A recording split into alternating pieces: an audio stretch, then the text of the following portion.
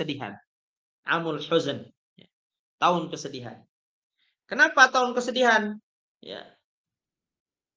Li'annahu faqada fihi zaujahu wa ammahu. Karena beliau ditinggalkan oleh dua orang yang tersayang. Dua orang yang menjadi pembela, pendukung dakwahnya beliau. Siapa itu? Ya, Siti Khadijah dan pamannya Abu Thalib. Ya. Ini luar biasa. Ya. Jadi Rasul Shallallahu Alaihi Wasallam mengorbankan apapun tuh ya, harta, tenaga, nyawa, jiwa, semuanya untuk berdakwah, untuk mengajak manusia supaya bertauhid kepada Allah, supaya menyembah kepada Allah. Luar biasa dakwahnya. Siapa yang mendukung? Istrinya, Siti Khadijah. Dan siapa lagi yang mendukung? Pamannya. Siapa? Abu Thalib. Maka dari sini kita bisa mengambil pelajaran. Pelajarannya apa? Bahwa seorang istri harus menjadi pendukung daripada usaha suaminya. Apalagi ya, apa yang dilakukan oleh suaminya itu adalah ya, dalam rangka ibadah kepada Allah, alias berdakwah kepada Allah. Wa kana ammuhu, dan pamannya ini ya'taqidu, dia meyakini. Jadi pamannya itu meyakini sidqa ma jaa bihi Rasul, membenarkan apa yang datang daripada Rasulullah sallallahu alaihi wasallam. Illa annahu lam yantiq, tapi tidak mengucapkan. Jadi beliau meyakini tapi tidak mengucapkan. Inilah letak mengapa pamannya ketika meninggal tidak masuk Islam, gitu kan. Karena beliau meyakini dalam hati tapi tidak diucapkan dengan lisan. Padahal iman itu adalah tasdiqan bil qalbi, membenarkan dengan hati, wa yuntok bil lisan, diucapkan dengan lisan, wa amalun bil arkan, dan dilakukan dengan amal perbuatan. Itulah iman namanya. Ya. Jadi kalau hanya iman itu sekedar dalam hati tidak diucapkan, itu bukan keimanan. Seperti itu. Nah, yang terjadi dengan pamannya Rasul ini meyakini 100% Rasulullah SAW dan apa yang dibawanya oleh Rasulullah SAW. Tapi beliau tidak mengucapkan syahadat. Asyhadu alla ilaha illallah wa asyhadu anna Muhammadar Rasulullah. Gitu. Jadi beliau lam yantik bisyahadati ila akhiril lahdzah min hayatihi. Jadi beliau tidak bersyahadat sampai akhir hayatnya. Kenapa begitu?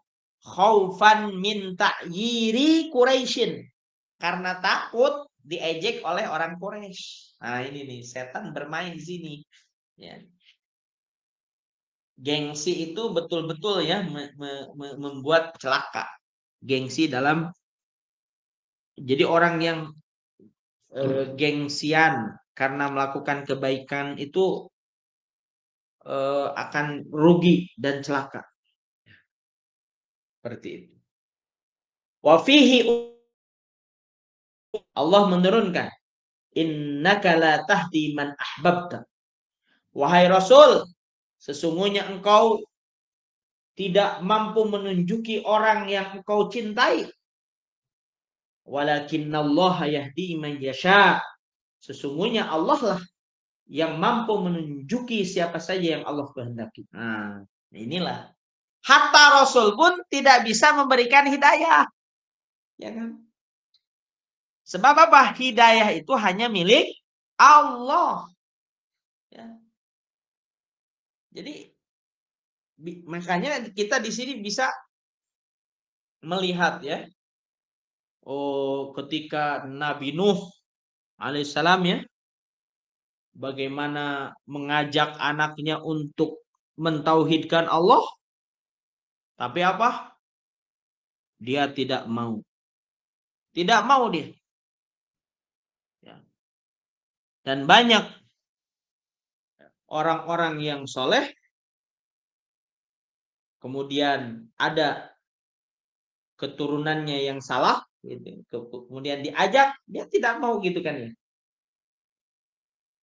Itu menunjukkan bahwa seseorang tidak mampu memberikan hidayah kepada orang yang dia cintai.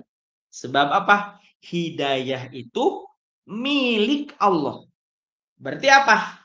Berdoalah kepada Allah ya, supaya memberikan jalan kepada siapa saja ya, kepada orang yang kita cintai untuk mendapatkan hidayah.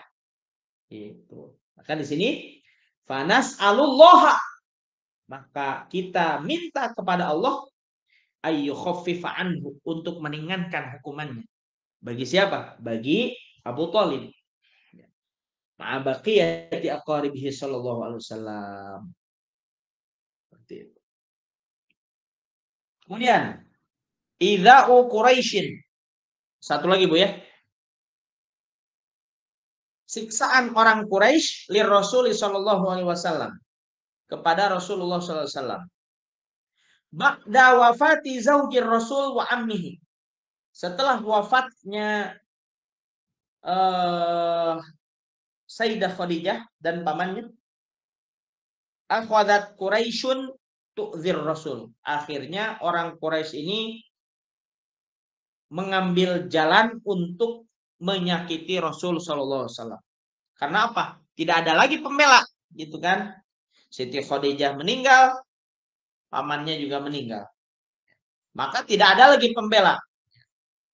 Karena orang yang disegani waktu itu oleh kaum Quraisy adalah pamannya Abu Thalib. Sedangkan Siti Khadijah disegani karena beliau ini orang kaya, miliarder, gitu kan ya. Fakanu yansuruna alaihi turab. Maka sebagian dari orang Quraisy ini kadang memberikan tanah ya, melemparkan tanah kepada baginda Nabi.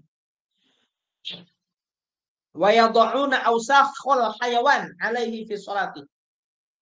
Meletakkan kotoran hewan ketika beliau sedang sholat. Abu Jahal itu ya. Abu Jahal itu ketika Rasulullah sedang sholat ruku ya, kalau sujud itu di belakangnya itu dikasih kotoran hewan, kotoran unta. Alhamdulillah ya. Wa ta'allaqu bihi marratan. Kemudian orang-orang kafir Quraisy ini menggantungkan ya, menggantungkan tuhan-tuhan mereka di hadapan Rasul ya. Wa ta'allaqu bihi marratan wa qalu lahu antal ladzi turid, engkau yang ingin antaj'alal alihah ilahan wahidah, menjadikan tuhan-tuhan kami sebagai Tuhan yang satu gitu ya. Menjadikan kami ini untuk bertuhan yang satu. Oh, jadi engkau nih yang ingin menjadikan mengganti tuhan-tuhan ini sebagai untuk menyembah Tuhan yang satu, kan gitu. Fataqaddama Abu Bakrin. Kemudian Abu Bakar menghadang ya. Menghadang orang-orang kafir Quraisy dalam menyakiti Rasul. Wa khallasahu minhum. Merelai. Wa qala lahum. Abu Bakar berkata kepada mereka, ataqtuluna rajulan ayyakula rabbi Allah?